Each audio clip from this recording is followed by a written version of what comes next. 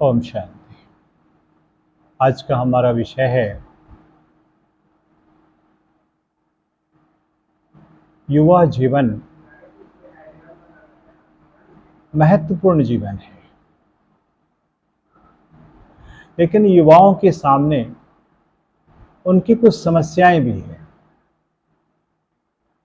वो समस्याएं क्या है और उसका समाधान क्या है, इसको देखते हैं।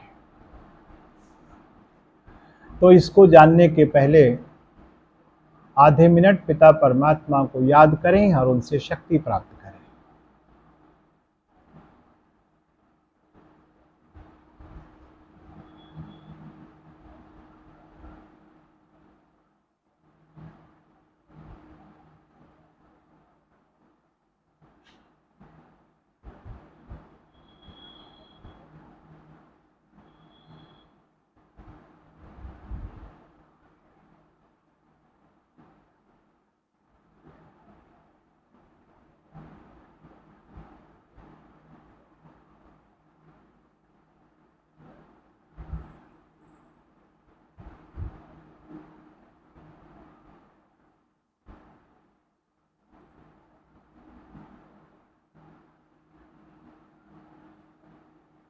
ओम शांति। युवा काल जीवन का वह स्वर्णिम काल है जिसमें हम जितना चाहें जमा कर सकते हैं। जैसे भूत और वर्तमान हमारे हाथ में नहीं होता है, भूत और भविष्य हमारे हाथ में नहीं होता है, परंतु वर्तमान के आधार से उन दोनों को सुधारा जा सकता है, अर्थात ठीक किया जा सकता है। यदि युवा काल को श्रेष्ठ बनाना है, ठीक है, समझ रहे हैं, तो सब कुछ श्रेष्ठ बन जाएगा। इतिहास को देखें तो कुछ अपवादों को छोड़कर जितनी भी क्रांतियां हुई हैं कुछ अलग हटकर हुई हैं। कुछ विश्वविख्यात परिवर्तन हुए हैं तो युवाओं ने ही कर दिखाया है, चाहे वह धर्म क्षेत्र हो, कर्म क्षेत्र हो, विज्ञान का क्षेत्र हो, आजादी की लड़ाई हो, चाहे खेल का मैदान हो। सभी क्षेत्रों में युवाओं का ही योगदान रहा है। विवेकानंद, शंकराचार्य, महात्मा बुद्ध, ईसा मसीह, राजा राम मोहन राय, ध्यानचंद, विश्वनाथन आनंद, जेम्स वार्ड, सचिन तेंदुलकर, चंद्रशेखर, भगत सिंह, सुभाष चंद्र बोस, मोहम्मद अली, मलाला यूसुफजई, जिन्होंने 17 वर्ष की उम्र में लिबर्टी मॉडल पुरस्कार प्राप्त किया था। सबों ने अपनी सफलता का परचम नीले आसमान तक फैलाया। आप भी कर सकते हैं। कारण क्या था? विराट इरादे, अदम्य साहस, प्रबल पुरुषार्थ की ललक, दृष्टि में लक्ष्य की चमक, बुलंद हौसले, सितारों को छूने की तमन्ना, आसमान पर चढ़ने का हौसला, तूफानों का रुख मोड़ देने की क्षमता, खतरों से खेलने का हिम्मत, सागर को था लेने की अटूट ललक, मंजिल को प्राप्त करने का जज्बा, कुछ कर दिखाने का अविरल प्रयास, कठोर परिश्रम, मर मिटने का जुनून, परीक्षाओं का आवाहन, अनेक विशेषताओं से युवा संपन्न है। ठीक है यूथ, अच्छा लग रहा है? ठीक। इसलिए हर क्षेत्र में आपकी मीन्स यूथ्स की मांग रहती है। मजदूर से नेता तक, फैक्ट्री से कृषि तक, नौकरी से व्यापार तक, राजनीति से धर्मनीति तक, गवर्नमेंट से लेकर आगे क्या कहने जा रहा हूं, गॉड तक, हर एक को यूथ की जरूरत है। भगवान भी जब विश्व परिवर्तन के लिए इस सृष्टि मंच पर आते हैं तो स्वयं तो वह गुप्त है, गुप्त है ना। ये बच्ची बैठी है, इसलिए सारे कारोबार की बागडोर युवाओं के हवाले कर देते हैं। युवा जीवन सफलता की सीढ़ी पर चढ़कर चोटी पर पहुंचता है, लेकिन चोटी पर कायम रहने के लिए क्या चाहिए? एक पेड़ की तरह अपनी जड़ों को मजबूत रखना होगा। अगर जड़ निकल जाए तूफान में तो पेड़ किधर जाएगा? चला जाएगा ना, हिल जाएगा। अन्यथा थोड़ा सा भी ध्यान इधर उधर गया, डगमग हुए तो कहाँ जाएंगे? बताइए यूथ, बताइए, आप लोग तो कॉलेज में पढ़ती हो ना, कहाँ जाएंगे? सीधे नीचे जाएंगे। युवा काल एक ऐसे चौराहे के समान है जिनको समझकर पार कर लें तो जीवन अपने लक्ष्य की ओर अनवरत बढ़ता चला जाएगा। जिस प्रकार दीपक को जागृत रखने के लिए उसे तूफानों से बचा कर रखना होता है, उसी प्रकार युवा काल में मुख्यतः 7 रुकावटें आती है, अवरोध। ठीक है, जो युवाओं को न चाहते भी खींच कर ले जाती है। यह 7 बुराइयों के रूप में युवा को ही फंसाने आती है। अब ये 7 अवरोध कौन कौन से हैं जो यूथ्स के सामने आते हैं? सामना करना है, नहीं, बहुत बड़ी परिस्थितियां हैं, साधारण नहीं है। देखिए, पहला अवरोध है कुसंग। इसकी शुरुआत कहां से होती है? संग से होती है। एक ने कहा, प्रभु मेरे मित्रों से बचाओ, शत्रु से निपटने में मैं सक्षम हूं। सुनने में तो बड़ा अटपटा सा लगता है, लेकिन शत्रु किस फैक्ट्री से पैदा हुआ? मित्र से पैदा हुआ। आज मित्रता बहुत अच्छी है, कल शत्रुता भी उससे अच्छी हो जाएगी। तो एक दूसरे का जान लेने का भी प्रयास करते रहते हैं। तो कहा कुसंग, इसकी शुरुआत संग से होती है, पर यह कुसंग कब बन जाता है मालूम नहीं पड़ता। इसमें खास अपोजिट सेक्स, समझ रहे हैं ना, opposite side, opposite sex.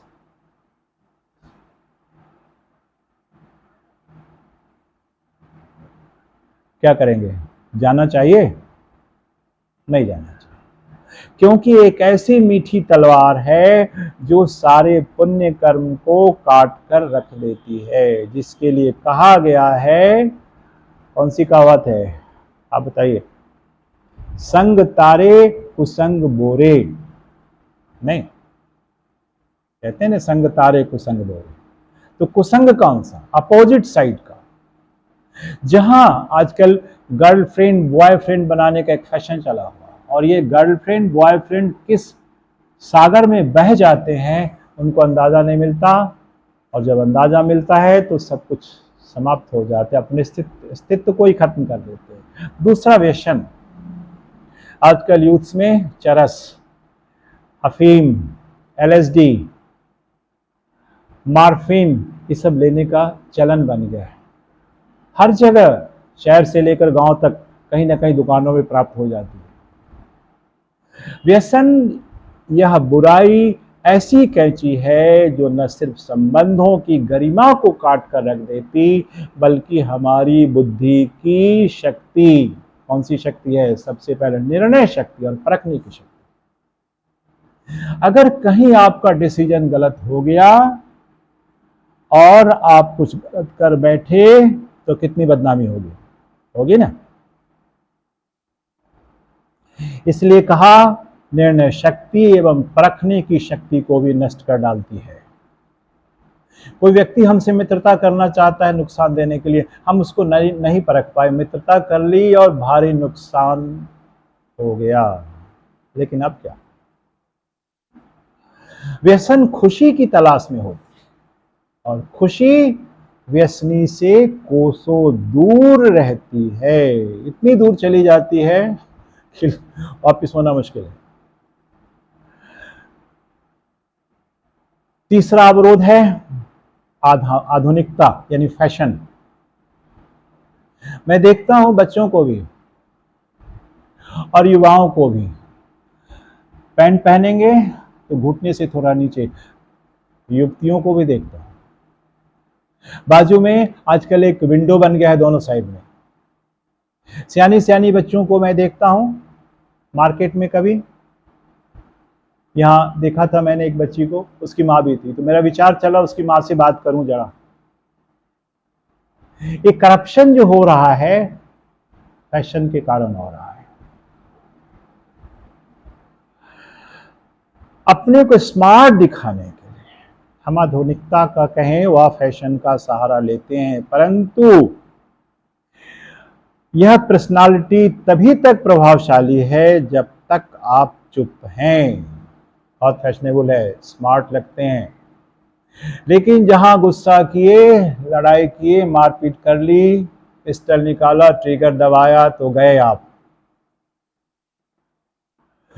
Fashion एक ऐसा कुआं है जिसमें खुद तो गिरते ही हैं, दूसरों को भी गिराने के निमित्त बनते हैं। किसी भी उल्टी चाल का अनुकरण बुद्धिहीनता का प्रतीक है। लोगों ने कह दिया ना, महाजने ये नगता सपंथा नहीं। एक शायर ने कहा, लीके लीके सब चले, लीके चले कपूत, लीक छारी तीनों चले, शायर शेर सपूत। सपूत किसी की नकल नहीं करता है, करेगा? नहीं करेगा, उल्टी चाल हो जाएगी। शेर हमेशा अपनी राह बना के चलता है, शायर दूसरे शायर की शायरी का नकल नहीं करता। जिनमें हिम्मत नहीं होती है वही फैशन का सहारा लेते हैं, उसके फॉलोवर्स बन जाते हैं। जैसे नहर के लिए रास्ता बनाया जाता है, तालाब खोदे जाते हैं, लेकिन नदी अपना रास्ता मेरे बच्चों खुद बनाती है। सागर भी स्वतः बने हुए होते हैं ना। इसलिए जो महिमा नदी व सागर की है वह नहर व तालाब की नहीं हो सकती। फैशन एक शारीरिक आकर्षण है जो सिर्फ सेक्स के लिए हमें आगे बढ़ाती है, जो सिर्फ विकार ही पैदा करता है। यदि इसमें फंसे तो फैशन का फंदा श्रेष्ठ जीवन के लिए फांसी का फंदा बन जाएगा। विलासितापूर्ण जीवन भोगी जीवन कहलाता है। भोग से हम अनेक प्रकार के मानसिक और शारीरिक रोगों से ग्रसित हो जाते हैं। बच्चों, इसलिए क्या करना है, इससे बचें और बचाएं भी। मैं एक बार लालगंज में एक कॉलेज है, नाम भूल रहा हूं, वहां के प्रिंसिपल फिलहाल हैं कृष्णनंदन सिंह। तो मेरा एक प्रोग्राम हुआ था, how to be happy, how to enhance mind power. ये बातें आई थी, इसको मैंने डाला था। बच्चों ने कुछ प्रश्न पूछा तो उसमें डाला था।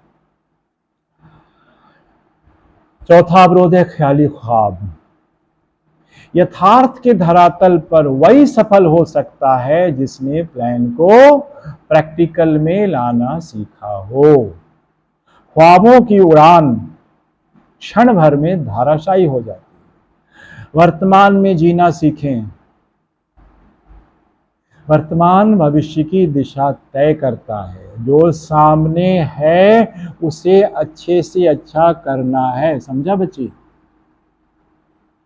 आप लोग तो कॉलेज में पढ़ते हो ना। सिर्फ सोचने से कुछ नहीं होता। पत्थर की मूर्तियों की वैल्यू तब है जब उसे मंदिरों में रखा जाता है, तभी उसकी पूजा होती है। अन्यथा कोई पूजा करेगा? पत्थर की कोई गोल मटोल रख दो सड़क के ऊपर में, वो ठोकर मार के निकल जाएगा। उसे देवी देवता कहा जाता है। इसी प्रकार जब तक प्लान को दृढ़ता पूर्वक प्रैक्टिकल में नहीं लाएंगे, तब तक वह ख्याली ख्वाब सुख नहीं देगा, ख्याली सुख देगा और समय भी निकल जाएगा।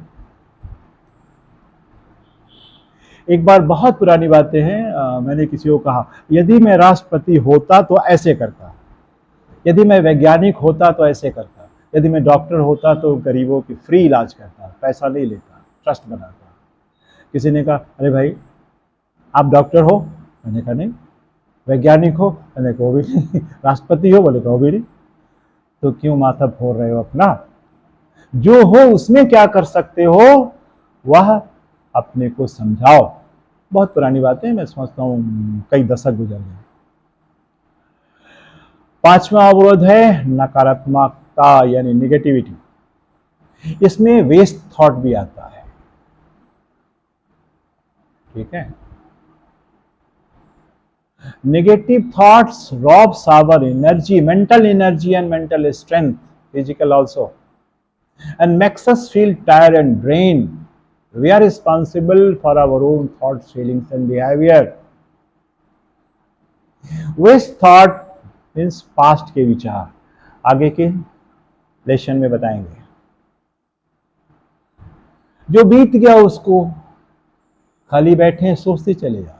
20 साल पहले विपिन भाई ने मुझे गाली दी थी, अच्छा वो तो पता नहीं जिंदा है मर गया कहाँ चला गया, 20 साल से मुलाकात नहीं। हम उसके पीछे अपने ब्रेन पर, अपने माइंड पर हैमर कर रहे हैं। This is not fair. इसलिए कहा नेगेटिविटी यानी नकारात्मकता, इसमें व्यर्थ भी आ जाता है। व्यर्थ उलझा हुआ रास्ता है तो निगेटिविटी उल्टा रास्ता, क्योंकि आपके माइंड को ड्रेन कर देता है, खत्म खाली कर देता है, कुछ नहीं बचाता। व्यर्थ अवरोध पैदा करता है तो निगेटिविटी भटकने और लुढ़कने का पथ है। ढाल पे चलना आसान है, पहाड़ी पे चलने में समय लगता है, ताकत भी लगती है, लेकिन माउंटेनर वही बनता है। ढाल पर लुढ़कने वालों की कोई गिनती नहीं होती है। जिस पर चलकर की हुई प्राप्ति खत्म हो जाती है लुढ़कने के मार्ग पर। व्यर्थ स्पीड ब्रेकर है तो नेगेटिविटी पथ को ही ब्रेक करने वाली है, जिससे रास्ता ही चेंज हो जाता है। नेगेटिविटी सफलता के लिए दुश्मन की तरह है, इसके चंगुल से बचना है। और क्या करना है? सिर्फ बच के रहना या बचाना भी है? अच्छा, आजकल यूथ्स में एक बहुत अजीबोगरीब बातें देखी जाती है। ईर्ष्या, जेलसी, है ना, ईर्ष्या, द्वेष, घृणा, वैर, विरोध बढ़ा हुआ है, हर में बढ़ा हुआ है। यूथ में ज्यादा है, बड़ों में तो उससे भी ज्यादा है। ईर्ष्या एक ऐसी आग है जो शरीर और मन, माइंड दोनों के एक साथ जलाती है। मन की शक्तियों को खत्म कर उसमें अहंकार का जहर भर देती है। ईर्ष्यालु अपना फायदा नहीं देखता, लेकिन सामने वाले का कितना नुकसान हो रहा है उसमें उसके दिल को सुकून मिलता है। अरे वाह, कैसी समझदारी है। हम कैसे भी हो, सामने वाला मुझसे अच्छा ना हो। राइट और रॉन्ग। जैसे आपने बंदर को देखा होगा, अपना घर बनाता है, वो नहीं बनाता है, लेकिन चिड़ियों का अगर उसे प्यारा नहीं लगता इसलिए तोड़ फोड़ के फेंक देता है, जबकि वह उसके रहने की जगह नहीं है। गाय जब घास खाती है तो कुत्ते उसके आगे आगे भौंकते भी हैं, उसे खाने नहीं देते, जबकि घास कुत्तों के खाने की चीज नहीं है। ईर्ष्या की अग्नि का झोंका श्रेष्ठ जीवन के पथ का जहर है, जो चरित्र रूपी अमृत को एक बूंद से बेकार कर देती है। अमृत का घड़ा ले लो, एक बूंद पॉइजन डाल दो, क्या कहेंगे? अमृत रहेगी? वो तो पॉइजनस हो जाएगी। ईर्ष्यालु के जीने का मकसद ईर्ष्या से शुरू होकर ईर्ष्या में ही खत्म हो जाती है बच्चों। वह कभी भी शक्ति का अनुभव नहीं कर सकता। सातवां अवरोध है अहंकार, ego problem. An ego clashing fetches no result, right और रॉन्ग? Yes, thank you. इसको मद भी कहते हैं साधारण बोलचाल की भाषा। उसके साथ तीन चीजें और आती है, रोब, जोश, जिद। नहीं, मुझे चाहिए, चाहे हर हालत में, चाहे कुछ भी हो। रोब दिखाना, जोश, जोशीला, मैं आग लगा दूंगा, ट्रेन तोड़ दूंगा, ये पेड़ उखाड़ दूंगा। फायदा किसे? मान्यता के अनुसार रावण के पास ज्ञान, बुद्धि, भक्ति, शक्ति सब कुछ था, परंतु अहंकार के कारण ही वह असुर यानी राक्षस कहलाया और सबके लिए क्या बन गया? घृणा का पात्र बन गया और विनाश का हकदार बना। विनाश को पाया खानदान सहित, खुद नहीं। मद यानी अहंकार एक ऐसे पहाड़ की चोटी से गिरने के समान है जहां से गिरने के बाद व्यक्ति का अस्तित्व ही समाप्त हो जाता है। अहंकार का आधार लेकर व्यक्ति सफलता की बुलंदियों को छूने की बजाय बदनामी व बद्दुआओं की बुलंदियों को अवश्य छू लेता है। शराब का नशा तो क्या होगा, थोड़े समय के बाद उतर जाता है, लेकिन अहंकार का नशा कैसा होता है? सदा चढ़ा रहता है और निरंतर बढ़ता जाता है। नफरत बढ़ती चली जाती है। सामने वाले को वह अपनी नफरत की आग में कब जलाएगा इसका भरोसा नहीं है, लेकिन खुद तो 24 घंटे जलता रहता है। ऐसा होता है ना? हो रहा है, प्रैक्टिकल में बहुत ज्यादा होता है।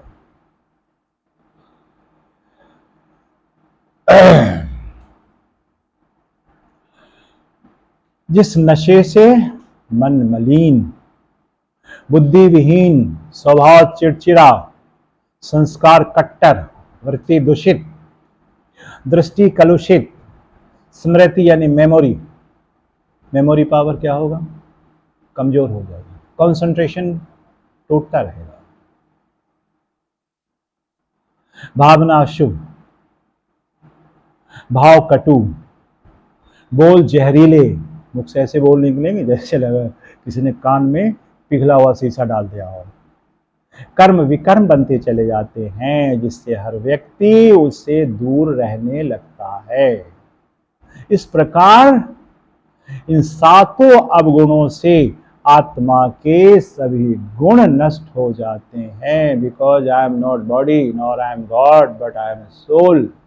This body just like a chariot, I am driving this chariot, I am eternal. Okay,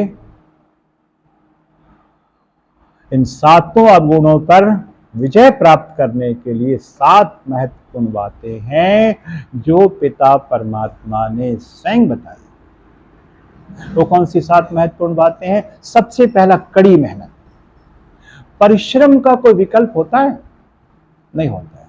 परिश्रम करने वाला कभी भी दास नहीं, उदास नहीं, भूखा नहीं हो सकता। वह किसी के उपहास से नहीं डरता, अपने काम में लगा रहता है। वह हमेशा अपने स्वमान यानी सेल्फ रिस्पेक्ट में रहता है और हर मंजिल का अधिकारी बनता है। कई बार कई लोग कहते हैं, देखो वो तो मुझे वैल्यू देता ही नहीं, मेरे काम की प्रशंसा करता ही नहीं, वो तो ऐसा है वैसा है। वो आपके काम की प्रशंसा नहीं करता, आपकी वैल्यू नहीं देता, इसका मतलब है कि आप अपनी वैल्यू नहीं दे रहे हो। खुद को वैल्यू दो ना, वो दे चाहे मत दे, आप अपने सम्मान में अर्थात सेल्फ रिस्पेक्ट में रहें, अर्थात अपनी वैल्यू देते रहें। कल को व्यक्ति कहेगा आपसे मैं क्षमा चाहता हूं, आपके चरणों पर गिर जाएगा। दूसरा, सतत प्रयास। कहा जाता है मिट्टी का घड़ा भी पक्के फर्श को घिस देता है, इसलिए जब तक रहना है अभ्यास जारी रखना है। हार हर बार क्या करती है? कुछ ना कुछ नया सिखाती है। पृथ्वीराज चौहान 17वीं बार उस चींटी को देख करके चढ़ाई की और जीत ली। 16 बार हार चुके थे, है ना हिस्ट्री। इसलिए कहा हार हार नहीं बल्कि एक नया रास्ता ढूंढने का मौका है। अतः कभी भी रुकना नहीं है, थकना नहीं है और पीछे की ओर मुड़कर नहीं देखना। वो तो चला गया। ये व्यक्ति ने 17 में मुझसे पूछा था, 16 में, कि देखिए वो ऐसा निकल गया, गद्दार निकल गया कि मुझे छोड़कर चला गया, जबकि मैंने उसको सहयोग दिया, सहारा दिया, पैसे दिए, सब कुछ दिया। मैंने कहा वो तो चला गया। कितने महीने हो गए? 6 महीने हो गए। हम कि फिर आप उसके पीछे क्यों जा रहे हो? आपकी ओर मुड़ के देख रहा है? नहीं देख रहा है, जाने दीजिए। This is not your last project, आगे भी है, आगे भी चलना है। फ्री हो गए, बहुत तनावग्रस्त। वो मेरे काफी करीबी हैं।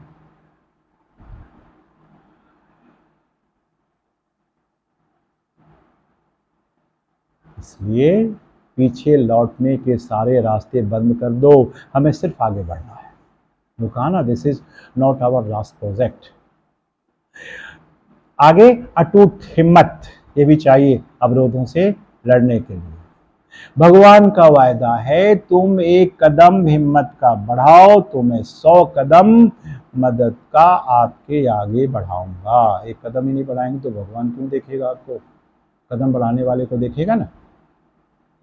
अतः हिम्मत की डोर कभी टूटने न पाए। अगर हिम्मत नहीं तो मौत के पहले न जाने कितनी बार रोज मरते रहेंगे। हम सर्वशक्तिवान परमात्मा की संतान हैं। इस स्मृति से अर्थात इस याद से हमें हिम्मत मिलती है और हम निश्चय ही मंजिल को प्राप्त कर लेते हैं। मैं बच्चों का क्लास ले रहा था, यूथ थे लॉकडाउन में, तो मैंने कहा अपना गोल सेट करो। कौन क्या कर रहा है तुम्हारे आगे पीछे, दाएं बाएं मतलब नहीं है। गोल सेट करो, अपना फोकस सामने रखो, मुझे वहां पहुंच जाना है, पहुंच जाओगे। चौथा अवरोध है आत्मचिंतन। दूसरों के बारे में सोचते रहना पतन की खाई में समा जाना है। आजकल क्या करते हैं, हम अपने बारे में नहीं चिंतन करते। वो ऐसा है, वैसा, उसने उसको कैसा ऐसा कहा, उसने बाप के साथ ऐसा किया, उसने माँ के साथ ऐसा किया, उसके भाई बहन लड़ गए, उसके घर में रोज बर्तन फूटती रहती है। अरे पर चिंतन तो पतन की जड़ है ना। स्वचिंतन अर्थात आत्मचिंतन उन्नति की सीढ़ी है। और उसकी ओर हमारी 3 उंगलियां उठती है ऐसे, वो देखो, 1 उंगलियां उठती है ऐसे, वो देखो कैसा है वो। और मेरी ओर ये 3 उंगलियां आ रही है। जितनी बुराई उसमें है उसकी तिगुनी तुम्हारे अंदर, निकालो ना पहले, ठीक है। जिससे व्यक्ति अपना अस्तित्व नष्ट कर देता है दूसरों के बारे में सोचते रहने से। जो बताए, अपने बारे में सोचते रहने से हम जीवन की ऊंची मंजिल पर पहुंच जाएंगे। समझा बेटा? दूसरों के चिंतन में समय बर्बाद न करें। उनकी कमियों को अपने मन में जगह देने के बजाय अपनी कमियों का चिंतन कर उसे जीवन से निकाल देना बुद्धिमानों की पहचान है। हमें क्या बनना है? मधुमक्खी, मक्खी नहीं बनना जो भिनभिनाते रहे, ठीक है। मधुमक्खियां क्या करती है? श्रम करती है, शहद लाती है, कहाँ कहाँ से निकाल करके ले कौन जाता है?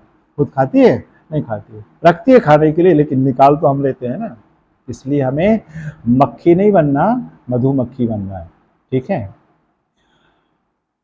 5वां अनवरत साधना। बुरे संस्कारों को बदलना पहाड़ हटाने से भी ज्यादा मुश्किल है। इसके लिए चाहिए, क्या चाहिए? अनवरत साधना। साधना का मतलब अपने आप को अविनाशी चेतन शक्ति आत्मा समझ आत्मा के पिता परमात्मा के साथ मन बुद्धि का संबंध जोड़ना है। इसको साधना कहते हैं। ऐसा नहीं पद्मासन बैठ गए, आंख बंद कर लिया, हाथ सीधा कर लिया और अंगूठे को तलहटी पे दबा दिया, नहीं, वो साधना नहीं है। मन में तो न जाने कौन कौन से विचार नकारात्मक व्यर्थ चल रहे होते हैं। जिससे यह साधना की अग्नि, योग को अग्नि भी कहा जाता है, बुरे संस्कारों को जलाकर भस्म कर देगा। प्रज्वलित अग्नि बड़े से बड़े और कड़े लोहे को पिघलाकर तरल बना देती है। पिता परमात्मा ने वर्तमान में हम आत्माओं को यह विधि सिखाया है, सिखा भी रहे हैं, जिससे हर मुश्किल को पार करते हुए हम बुरे संस्कारों व विकारी संस्कारों पर विजय प्राप्त कर सकते हैं। छठा महत्वपूर्ण बात, सच्चा दिल। अंदर की सच्चाई सफाई बहुत ही जरूरी है। कहा भी जाता है दिल सच्चा तो मुराद हासिल, सच्चे दिल पर साहेब हासिल, ये भी कहा जाता है। सिंधी में कहावत है सच तो बिठो नच, यानी सत्यता की शक्ति आपके पास में है तो आप खुशी में नाचते रहेंगे। गला कट जाए मंजूर है, जवान को नहीं कटने दे, और जवान जब बची रहेगी, आवाज करेगी तो गला बचा के रखेगी। ठीक है, तो कहा सच्चा दिल तो मुराद हासिल। दिल ये शरीर वाला दिल नहीं, दिल तो मुझ आत्मा के पास है, जो दिल हम परमात्मा को देते। दुनिया में कहते हैं ना, अरे मैंने आपको दिल दिया, क्या हार्ट निकाल के दे दिया? नहीं ना, प्यार दिया, मन के अंदर बिठाया। मुझ आत्मा के पास जो दिल है, उस दिल में आपकी आकृति को आपको मैंने बिठा लिया। बहुत बड़ी जगह है ना, बहुत बड़ा दिल है।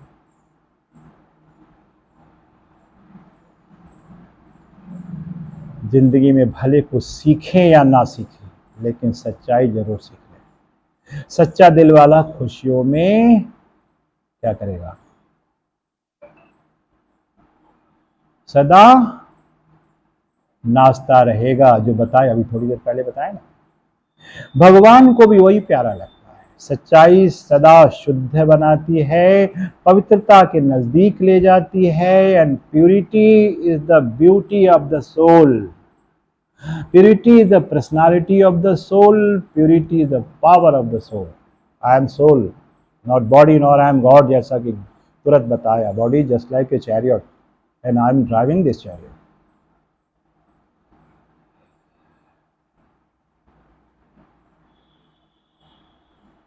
प्रेम, आनंद व दया के सागर परमात्मा को अपना बनाने के लिए सत्यता की शक्ति जरूर चाहिए, अन्यथा पिता परमात्मा मेरा होते हुए भी मुझसे दूर रहेगा। आजकल एक बात बहुत सुनने को मिलता है, मैं तो सच बोलता हूं, किसी की बात को उसके सामने कह देता हूं। मुझे झूठ से बहुत नफरत है, मैं झूठे को देखना नहीं चाहता हूं। आप दिमाग में सेट कर लो कि वह दुनिया का अव्वल दर्जे का झूठा व्यक्ति है, क्योंकि जिसमें सत्यता की शक्ति है उसमें चिढ़, नफरत, ये दुर्गुण नहीं हो सकता। हां, सत्यता को रखने के लिए सभ्यता बहुत जरूरी है, अन्यथा वो जहर बन जाएगा। तभी तो कहते हैं ना, सच बड़ा कड़वा होता है। कड़वा होता नहीं, अगर सच कड़वा होता है तो क्या झूठ मीठा होगा? बताओ, ये बच्ची बताए, आप बताइए। सभ्यता जरूर। अच्छा, सातवां, उस अवरोध से बचने के लिए उद्देश्यपूर्ण जीवन, जिसके बारे में थोड़ी देर पहले मैंने बताया था। जीवन का उद्देश्य मानवीय मूल्यों से सबसे पहले अपने जीवन को संपन्न कर लेना, जिसका सर्वथा अभाव है।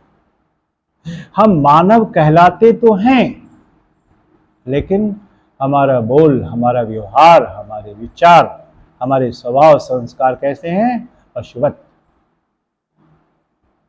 लड़ना, झगड़ना, काटना, पीटना, नीचा दिखाना, ये किसका काम है? जानवरों का काम है ना।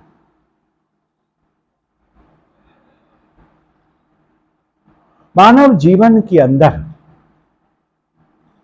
धन जरूर इकट्ठा करें, लेकिन स्थूल धन के साथ संतुष्टता रूपी धन को भी क्या करें?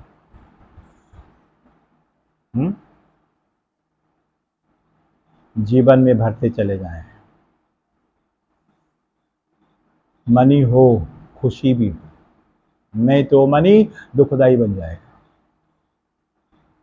मनी पावर मेडिटेशन पावर का प्रोपोर्शन इक्वल होना चाहिए।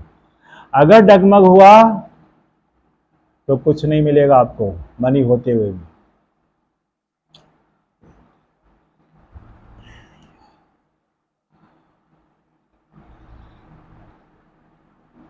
हमेशा एक बात बुद्धि में नाचती रहेगी, more you get more you want, कभी सेटिस्फैक्शन नहीं मिलेगी।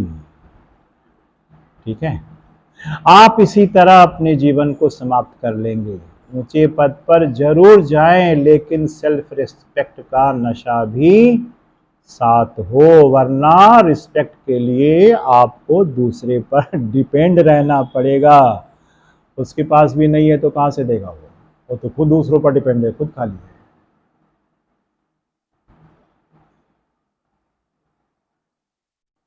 ऊंची डिग्रियों के साथ आपके पास गुणों की गहराई भी हो, मकान दुकान व साधनों के साथ मन का ठिकाना भी हो, दान करने के लिए स्थूल धन के अलावे ज्ञान का भंडार भी हो। ठीक है,